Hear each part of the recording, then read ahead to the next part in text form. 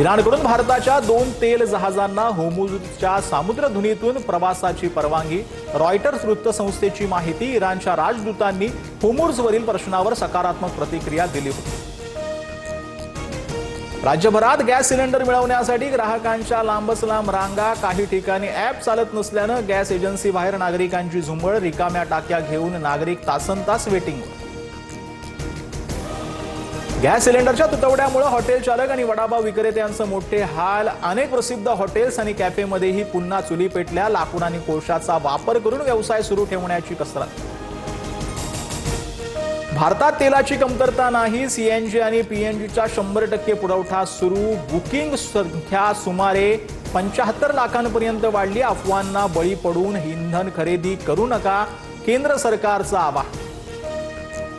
मध्य पूर्व आशियाई तणावाचा भारतावर परिणाम नाही। तेलाच्या पुरवठ्याबाबत अफवा पसरवल्या जात आहेत। काँग्रेसकडून राजकारण सुरू। पंतप्रधान मोदींचा हल्लाबोल।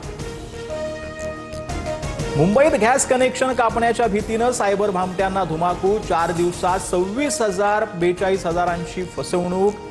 नागरिकांनी संशयास्पद फोन कॉल्सपासून सावध राहून कोणतीही लिंक क्लिक करू नये, सायबर पोलिसांचं आवाहन।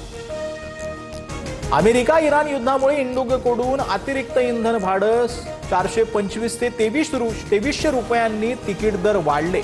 देशांतर्गत आणि आंतरराष्ट्रीय दोन्ही विमान प्रवासावर अतिरिक्त भाडं।